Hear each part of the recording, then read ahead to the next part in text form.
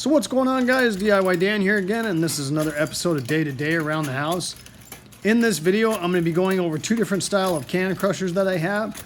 I mounted one single can crusher in my pantry, just so we can crush those cans as we use them. I also anchored a multi-can crusher in our garage, because we do have some family members that deliver us bags of cans because they know we go turn them in for recycling. So I figured that was a faster way to go. So in this video, I'm going to go over the reliability and versatility of each one of these can crushers. I'm also going to show you the install of this multi-can crusher in my garage. Then I'm going to go over how I store my cans and the approximate money we get out of them when we take them to recycling. So here is a chapter index of what takes place in this video and at what times that happens. So if you don't need to watch the whole thing, you can bypass what you don't need to see, so I don't waste your time. So let's get to it. The first can crusher is my single can crusher, and I got this one off of Amazon for about 20 bucks. The only downfall to one of these single can crushers is that it does take a little longer to crush cans because you are doing one at a time. One of the biggest benefits of this can crusher is the simplicity of it and that it rarely ever has an issue.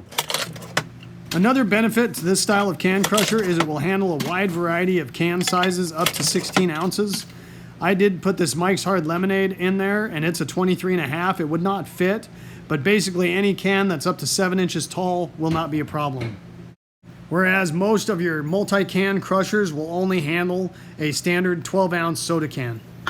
So we've had this can crusher for a couple of years now, and the only problem I did end up having is that the lever was getting a little sticky pulling it up. And what I ended up figuring out is that all the soda that was left in the can when I crushed it was splashing up and was getting dried up and gumming up the rails where the mechanism slides up and down to crush the cans.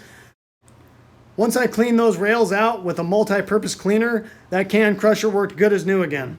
And even though I don't ever use it, there is a bottle opener on these can crushers as well. Another thing it says it will work for is plastic bottles, so I went ahead and tried it even though I would never use it for this. You do have to crack the lid open, compress it, and then tighten the lid back down so they basically stay where you crushed them at. Some of the harder bottles, you did not have to do that.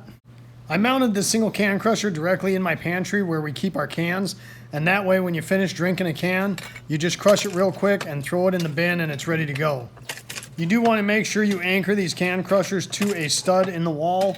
If you do not, I'm going to show you what happens here in a minute.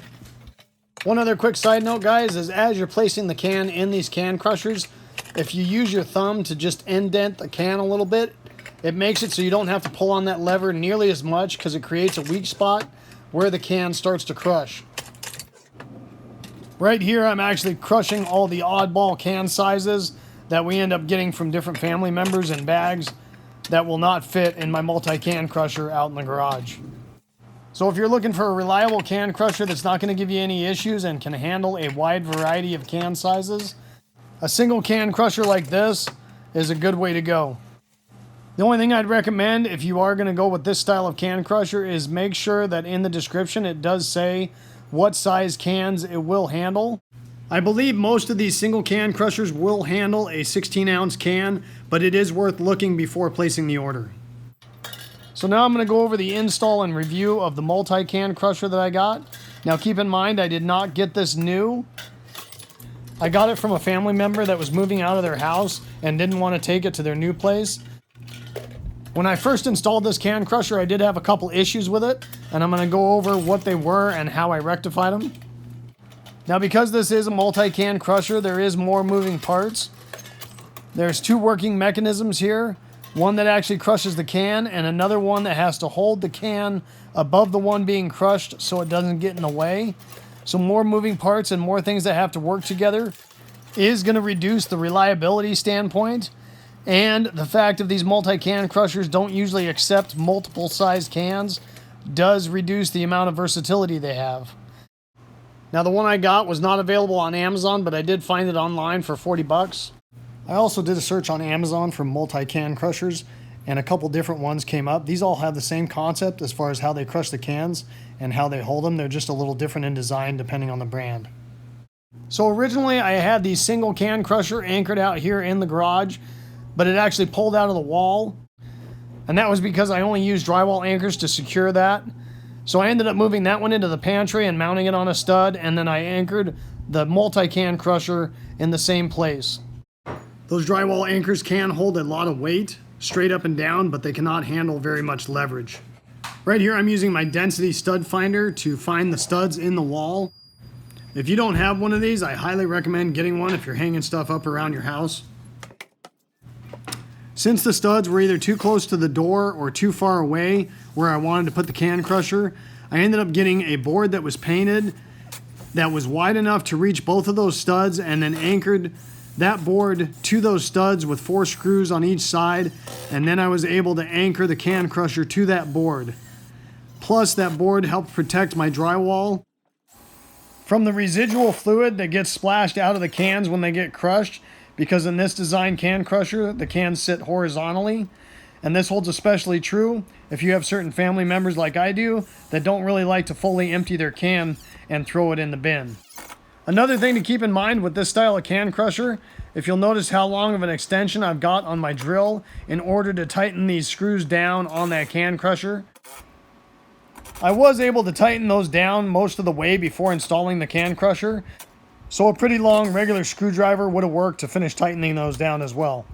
The other thing I did, since I wasn't able to put a big bucket underneath this can crusher, is I hung a 2-gallon bucket underneath it so I could still punch out about 30 cans or so, and then go dump that bucket real quick and then put it back and crush another 30 or so cans. So I did have a couple problems with this can crusher right off the bat when I got it and hung it up, and it all had to do with the mechanism that was holding the cans, and this did take some trial and error to fix. Basically, I would crush a few cans, see what it was doing, then bend the wires that were holding the cans a little bit, and then crush a few more, and I did get it where it was pretty reliable. The other thing that really messes with this style of can crusher is, unlike the single can crusher where you put a little dent in it and it actually makes it easier to crush, on this one, if those cans are distorted and not the correct size, that mechanism cannot hold them correctly, and that can cause a lot of frustration.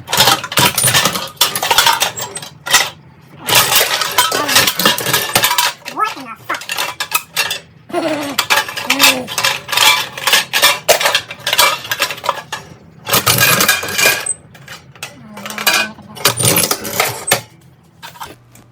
Once I got the mechanism that holds the cans dialed in pretty good, I had a lot more reliability with the cans, but I never got it where it was 100% all of the time.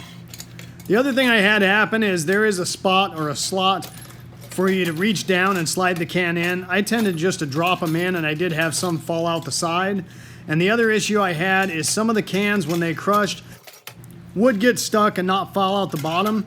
Now, none of these things are a big issue because you just flick them around a little bit. There's an example of one that doesn't fit, and I had to take it into my single can crusher.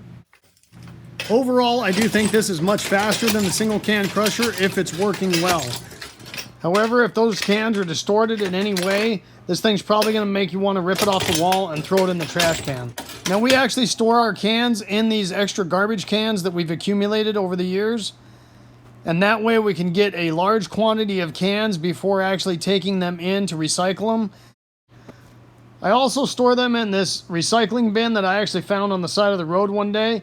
And when that bin is filled up, usually I get around 40 to 50 bucks when it's actually full of crushed cans. Now, obviously, depending on what the scrap prices are at the time you turn them in, that can vary a little bit. The other thing that makes it convenient is I actually found a recycling place that's right by the Lowe's and Home Depot in my area. So that way I don't have to waste time making a special trip. I just throw those bins in the back of my truck when I'm going to one of those places and turn them in, and that way I've got a little bit of extra cash to play around with. Hopefully you guys enjoyed this video and it gave you some good information. If so, make sure you hit that like button and subscribe if you haven't already. I'd really appreciate it. The whole concept of my channel is to give you guys the most information in the least amount of time as possible so I don't waste your time. And I hope to see you next time. Have a good one. Later.